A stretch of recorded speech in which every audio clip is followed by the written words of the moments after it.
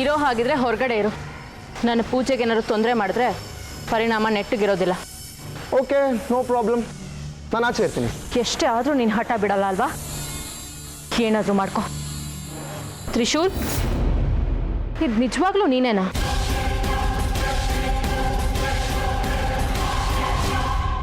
ಯಾಕೆ ಕೇಳ್ತಾ ಇದೆಯಾ? ನಾನು ಬೇಡ ಅಂದಿದ್ದನ್ನ ನೀನು ಯಾವತ್ತೂ ಮಾಡ್ದವನಲ್ಲ. ಇವತ್ತು ಯಾಕೆ ಹೀಗೆ ಮಾಡಿದೆ? ಸುಮ್ಮನೆ ಹಾಗೆ. ಯಾಕೆ, ಇಷ್ಟ ಆಯ್ತಾ? ಸುಮ್ಮನೆ ಹೋಗು ಅಂದೆ. ಹಾಂ.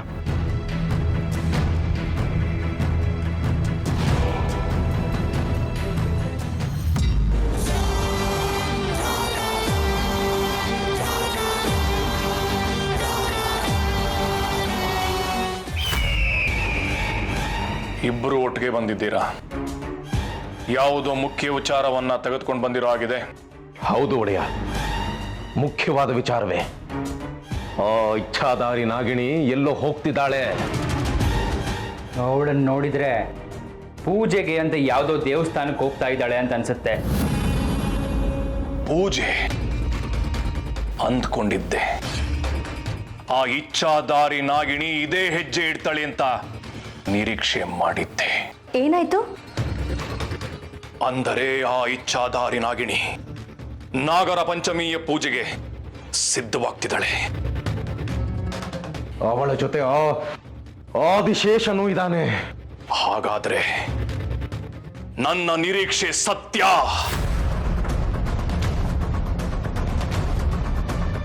ನಾಗರ ಪಂಚಮಿಯ ರಾತ್ರಿ ಆದಿಶೇಷ ಮತ್ತವನ ಪ್ರೇಯಸಿಯ ಸಂಮಿಲನಕ್ಕೆ ಎಲ್ಲ ಸಿದ್ಧತೆಗಳು ನಡೆಯುತ್ತಿದೆ. ಸಮ್ಮಿಲನ? ಹೌದು.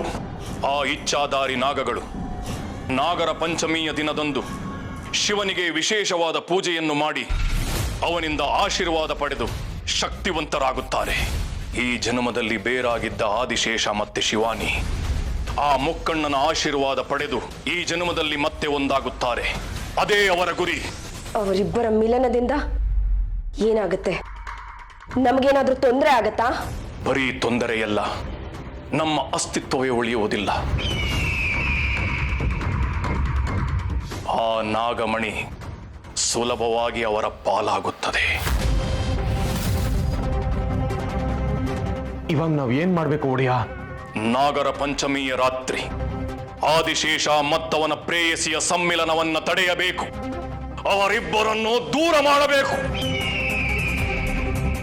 ಆಗ್ಲಿ ಅಪ್ಪಾಜಿ, ಏನ್ ಮಾಡ್ಬೇಕು ಅಂತ ಹೇಳಿ, ನಾವೆಲ್ಲದಕ್ಕೂ ತಯಾರಾಗಿದ್ದೇವೆ. ಎಲ್ಲರೂ ಸನ್ನದ್ಧರಾಗಿರಿ. ಅವರಿಬ್ಬರೂ ಸೇರದಂತೆ ನಾವು ಪಣ ತೊಡೋಣ.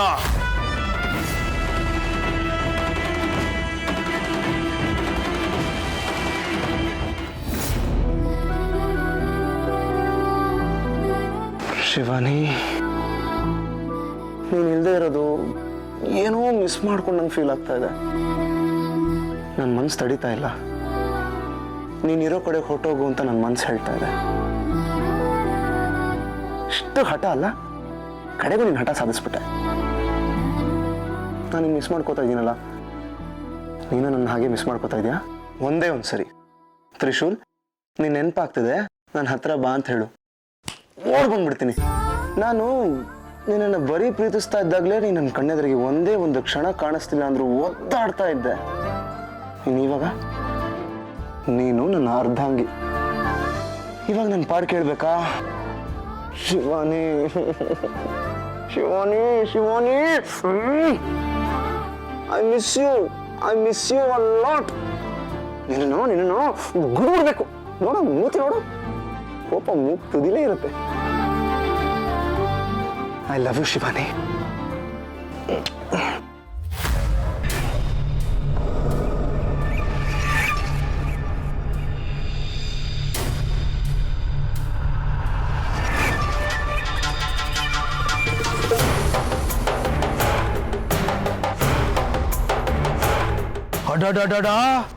ಯಾವ್ದಾಡು ಕಾರು ಹಿಂಗದೆ? ನಮ್ಮನ್ನ ಎಲ್ಲಿ ಕರ್ಕೊಂಡು ಹೋಗ್ತಿದ್ಯಾ? ಭೈರವ ಬಾಬಾ ಹತ್ರ. ಭೈರವ ಬಾಬಾನ? ಅದ್ಯಾವ ಬಾಬಾ? ಇಷ್ಟಿನ ನಾವು ಯಾರು ಕೇಳೇ ಇಲ್ಲ. ತ್ರಯಂಬಕ ಗುರುಗಳು ಕಾಣಿ ಆದಮೇಲೆ ಭೈರವ ಬಾಬಾನೇ ನಮಗೆ ಮಾರ್ಗದರ್ಶನ ಮಾಡ್ತಾ ಇರೋದು. ಬನ್ನಿ ಬನ್ನಿ. ಅಂದ್ರೆ ನಮ್ಮ ಹತ್ರ ಇರೋ ನಾಗಮಣಿ ಬಗ್ಗೆ ಅವರಿಗೆ ಗೊತ್ತಾಗಿದೆಯಾ? ಗೊತ್ತಿದೆ. ಅಯ್ಯೋ ಇದೆಂತ ಮಾರ್ಯ, ನನಗೆ ತುಂಬ ಭಯ ಆಗ್ತಾ ಉಂಟು. ಅಲ್ಲ, ನೆಮ್ಮದಿಯಾಗಿದೆ ನಮ್ಮ ಜೀವಮಾನದಲ್ಲಿ ಮತ್ತೆ ಕಿರಿಕಿರಿನ? ಈ ನಾಗಿಣಿ ಸಮಯ ಬಂದಿದೆ, ನಿಮಗೆ ಎಲ್ಲ ಗೊತ್ತಾಗತ್ತೆ, ಬನ್ನಿ.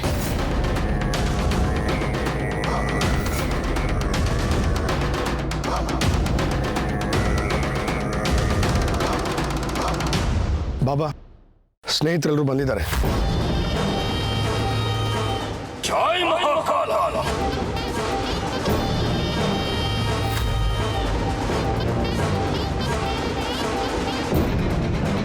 ಆದಿಶೇಷನನ್ನು ಕೊಂದು ನಾಗಮಣಿಯನ್ನು ಅಪಹರಿಸಿದ್ದು 7 ತಲೆಗಳು. ಅದರಲ್ಲಿ ಒಬ್ಬನ ಸಾವು, ಉಳಿದಿರೋದು 6 ತಲೆಗಳು.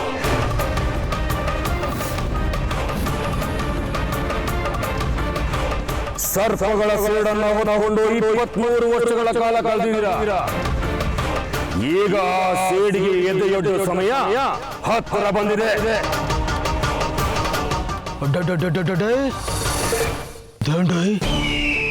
ಬಾಬಾನೇ ನಮ್ಮನ್ನ ನಾಗಿಣಿಗೆ ಹಾಕೊಡಂಗೆ ಕಾಣ್ತಾವ್ರೆ.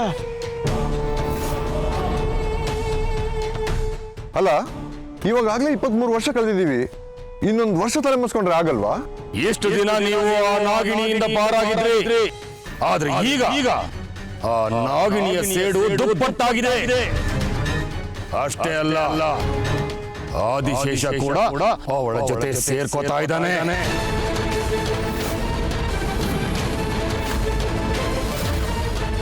ಏನು ಆದಿಶೇಷನ? ಅವನೆಲ್ಲಿದ್ದಾನೆ? ಸತ್ 23 ವರ್ಷ ಆಯ್ತಲ್ಲ. ಅದೆಲ್ಲ ನಿಮ್ಮ ಭ್ರಮೆ. ಅವನು ಮತ್ತೆ ಹುಟ್ಟಿದ್ದಾನೆ, ಅವನ ಪ್ರೇಯಸಿಗಾಗಿ ಮತ್ತು ನಿಮ್ಮ ಸಂಹಾರಕ್ಕಾಗಿ.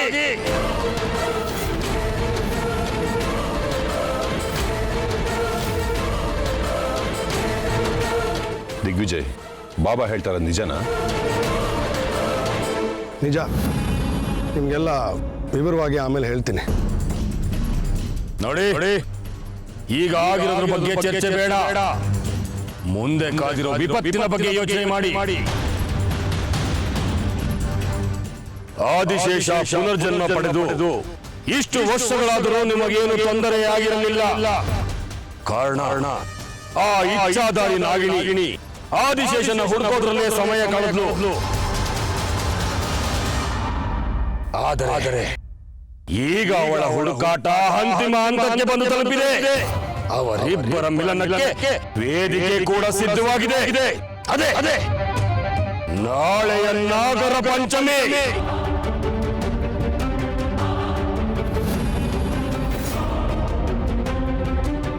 ಅವುಗಳಿಗೆ ಫಸ್ಟ್ ಐಟ ನಾವು ಅವತ್ತೇ ತಾನೆ ಆದಿಶೇಷನ್ ಸಾಯಿಸಿದ್ದು. ಹೌದು, ಅವರಿಬ್ಬರು ಮಿಲನ ಮಹೋತ್ಸವದಲ್ಲಿ ಇದ್ದಾಗಲೇ ನೀವುಗಳು ಅವನನ್ನು ಸಾಯಿಸಿದ್ದು. ಈಗ ಅದೇ ಸಂದರ್ಭ ಎದುರಾಗಿದೆ. ಒಂದು ವೇಳೆ ಅವರಿಬ್ಬರ ಮಿಲನವಾದರೆ ನಿಮ್ಮ ಸಾವು ಖಂಡಿತ.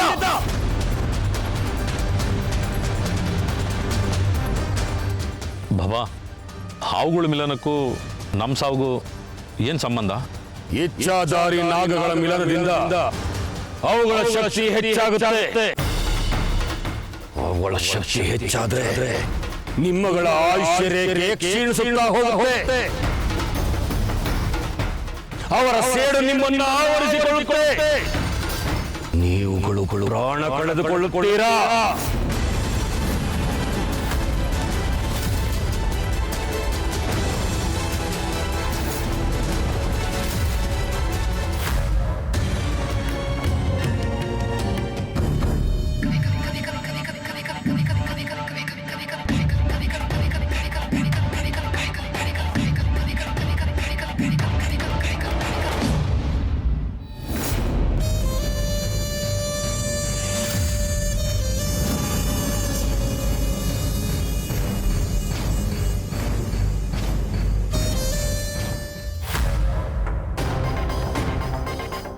ಒಳಗೆ ಯಾಕೆ ಬಂದೆ?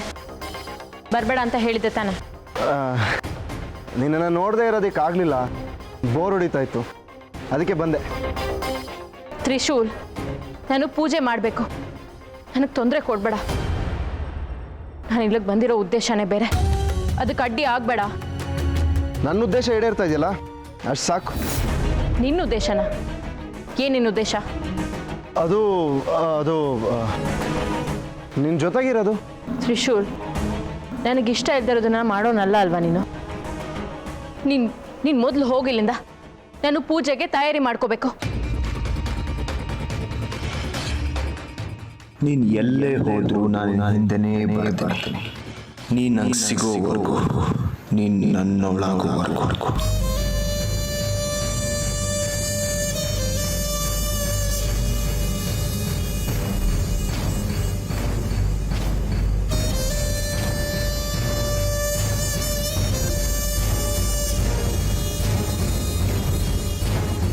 ಶಿವಾನಿ, ನಾನು ತೊಗೊಂಡೋಗ್ತೀನಿ ಕೊಡು. ಪರವಾಗಿಲ್ಲ.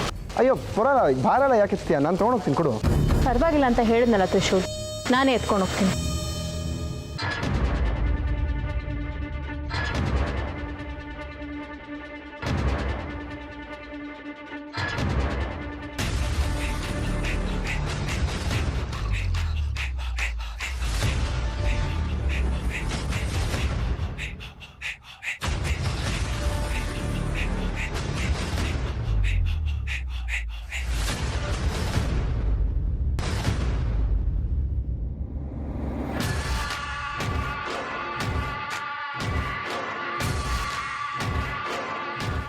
ಏನು? ಏನಿಲ್ಲ.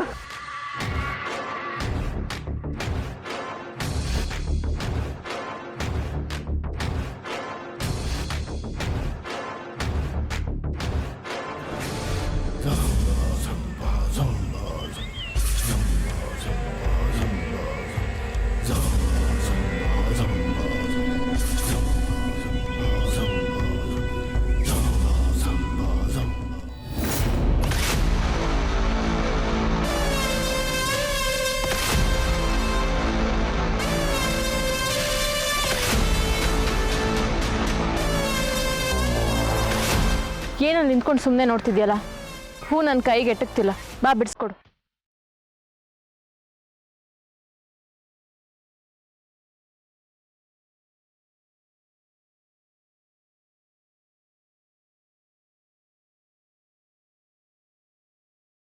ತ್ರಿಶೂಲ್, ತ್ರಿಶೂಲ್, ಏನ್ ಮಾಡ್ತಿದ್ಯಾ ನೀನು? ನಿಂಗೆ ತಲೆ ಕೆಟ್ಟಿದ್ಯಾ? ಹಾ?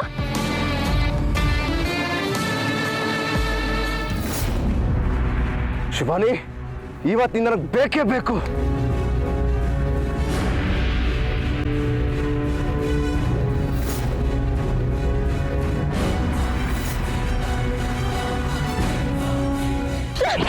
ಏನ್ ಮಾಡ್ತಿದ್ಯಾ ನೀನು? ಬಿಡೋದಿಲ್ಲ. ಏನ್ ಬೇಕಾರಾಗ್ಲಿ, ಇವತ್ತು ನಾನು ನಿನ್ ಪಡ್ಕೋತೀನಿ. ನನ್ನ ತಳ್ತೀಯ ನಿನ್ನ?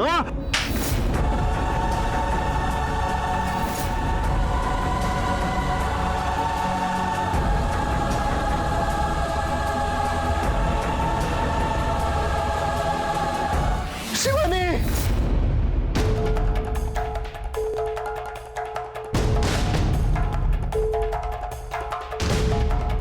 ಕನ್ಸ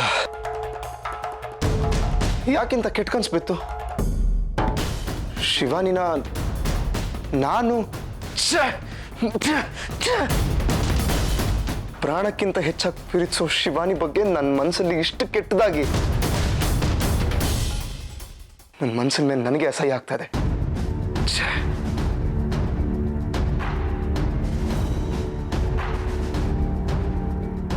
ಏಳೇಳು ಜನ್ಮದಲ್ಲೂ ಅವಳ ಜೊತೆಯಾಗಿರ್ತೀನಿ ಅಂತ ಹಿಡಿದಿದ್ದ ಕೈ ಇವಾಗ ಅವಳ ಮೇಲೆ ಕೈ ಮಾಡ್ತಾ ಇದೆ.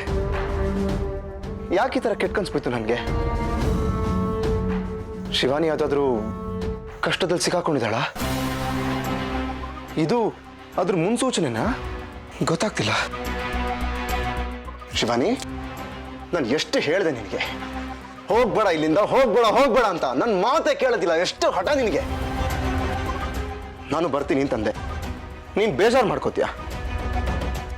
ನೀನ್ ಮನ್ಸು ನೋಯಿಸೋದು ನನಗೆ ಇಷ್ಟ ಇಲ್ಲ ಶಿವಾನಿ. ಪರವಾಗಿಲ್ಲ, ನೀನ್ ಎಲ್ಲೇ ಇರು, ಆರಾಮಾಗಿರು. ಈ ಜೀವ ನಿನಗಾಗಿ ಶಿವಾನಿ. ನಿನಗೋಸ್ಕರ ಇಲ್ಲೇ ಕಾಯ್ತಾ ಇರ್ತೀನಿ. ಪ್ಲೀಸ್ ಬೇಗ ಬಂದ್ಬಿಡು.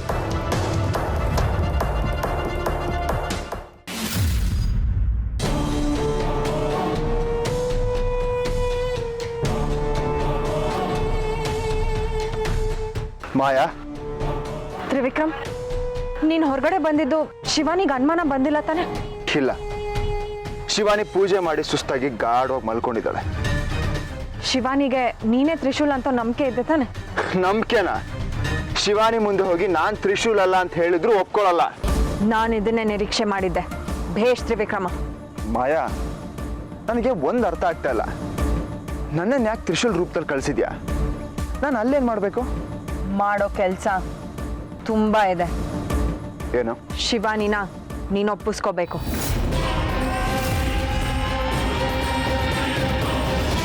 ಮಾಯಾ, ಏನು ಮಾತಾಡ್ತಿದ್ದೆ ಅನ್ನೋ ಪ್ರಜ್ಞೆ ಇದೆಯಾ? ಎಲ್ಲ ಅರಿವಿದ್ದೆ ಹೇಳ್ತಾ ಇರೋದು. ನಾಳೆ ಒಳಗೆ ನೀನು ಅವಳನ್ನ ಪಡ್ಕೋಬೇಕು, ನೀನು ಅವಳನ್ನ ಸೇರ್ಬೇಕು. ಮಾಯಾ, ಶಿವಾನಿ ಮದುವೆ ಆಗಿರೋ ತ್ರಿಶೂಲ್ನ, ನನ್ನನ್ನಲ್ಲ. ಹಾಗಿದ್ಮೇಲೆ ಶಿವಾನಿ ಹೇಗೆ ಪಡ್ಕೊಳ್ಳಿ? ಬಲವಂತವಾಗಿ ಒಪ್ಪಿಸ್ಕೊ.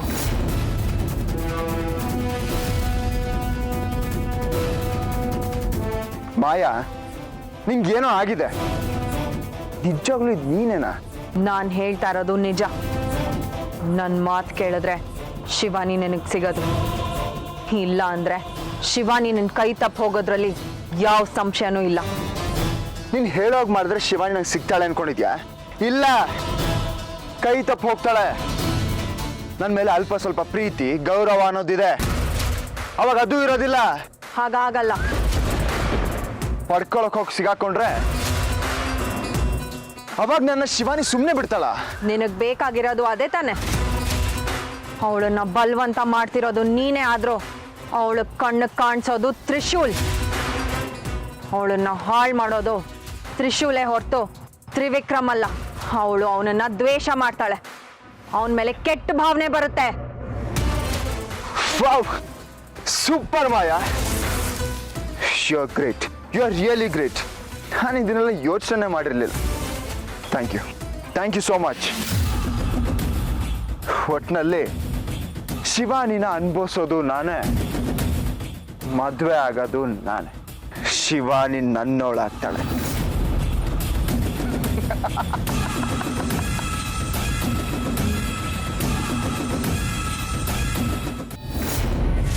ಇದಕ್ಕೆಲ್ಲ ಏನು ಪರಿಹಾರ ಬಾಬಾ? ನಾವು ಆ ನಾಗಗಳಿಂದ ತಪ್ಪಿಸ್ಕೊಳ್ಳೋದಾದ್ರೂ ಹೇಗೆ? ಇರುವುದು ಒಂದೇ ದಾರಿ, ಇಚ್ಛಾಧಾರಿ ನಾಗಗಳ ಮಿಲನ ಮಹೋತ್ಸವವನ್ನು ತಪ್ಪಿಸೋದು. ಹೇಗೆ ತಪ್ಪಿಸೋದು ಬಾಬಾ? ಅವ್ರು ಎಲ್ಲಿದ್ದಾರೆ ಅಂತ ಗೊತ್ತಿಲ್ಲ, ಹೇಗಿದ್ದಾರೆ ಅಂತ ಗೊತ್ತಿಲ್ಲ. ಹುಡುಕಬೇಕು. ಇಚ್ಛಾಧಾರಿ ನಾಗಗಳ ಸುಳಿವು ಸಿಗಬೇಕು, ಸಿಗಲೇಬೇಕು. ಅಲ್ಲ ಬಾಬಾ, ಅವ್ರು ಎಲ್ಲಿ ಇರ್ತಾರೆ ಅನ್ನೋದು ಗೊತ್ತಿಲ್ಲ, ಯಾವ ರೂಪದಲ್ಲಿ ಇರ್ತಾರೆ ಅನ್ನೋದು ಗೊತ್ತಿಲ್ಲ. ಹೇಗೆ ಹುಡ್ಕೋದು? ನಾಗಗಳಿಗೆ ಇಂದು ವಿಶೇಷವಾದ ದಿನ. ನಾಗರ ಪಂಚಮಿಯ ಮಾಸದಲ್ಲಿ ಹೇಗೆ ಜನಗಳು ನಾಗರ ಪೂಜೆಯನ್ನು ಮಾಡುತ್ತಾರೋ ಹಾಗೆ ಇಚ್ಛಾಧಾರಿ ನಾಗಗಳು ಕೂಡ ಶಿವಲಿಂಗದ ಆರಾಧನೆ ಮಾಡುತ್ತವೆ. ಆ ಸ್ಥಳವನ್ನು ನೀವು ಕಂಡುಹಿಡಿಯಬೇಕು. ಶಿವನ್ನ ಎಲ್ಲಿ ಬೇಕಾದ್ರೂ ನಿಂತ್ಕೊಂಡು ಆರಾಧನೆ ಮಾಡ್ಬೋದಲ್ವಾ? ಖಂಡಿತ ಇಲ್ಲ. ಇಚ್ಛಾಧಾರಿ ನಾಗಗಳಿಗೆ ಸ್ವಯಂಭೂ ಲಿಂಗ ಅಂದರೆ ಉದ್ಭವ ಲಿಂಗದ ಆರಾಧನೆ ಮಾಡಬೇಕು. ಅದೆಲ್ಲ ಐತೆ? ಇಲ್ಲಿಂದ 100 ಮೈಲಿ ವ್ಯಾಪ್ತಿಯ ಒಳಗೆ ಇದೆ. ಅಲ್ಲ, ಅಂತೂ ತುಂಬಾ ಇರುತ್ತಲ್ಲ ಬಾಬಾ, ಅದೇ ಲಿಂಗ ಅಂತ ನಮ್ಗೆ ಗೊತ್ತಾಗೋದಾದ್ರೂ ಹೇಗೆ? ನೀವಲ್ಲಿಗೆ ಹೋದರೆ ಇಚ್ಛಾಧಾರಿ ನಾಗಗಳು ಮಿಲನ ಮಹೋತ್ಸವಕ್ಕೆ ತಯಾರಾಗಿರುತ್ತಾರೆ. ಇಂದು ನಡೆಯುವ ನಾಗರ ಪಂಚಮಿಯ ಸೂರ್ಯಾಸ್ತಮದ ಒಳಗೆ ನೀವು ಅವರನ್ನು ಸಾಯಿಸಬೇಕು.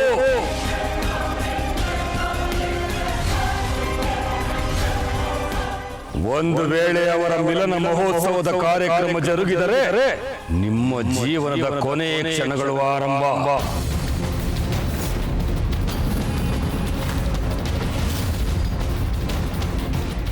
ನೆನಪಿರಲಿ, ಇಂದು ಸೂರ್ಯಾಸ್ತಮದ ಒಳಗೆ ಈ ಕೆಲಸ ಆಗಬೇಕು.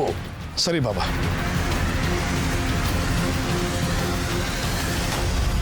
ದಿಗ್ವಿಜಯ,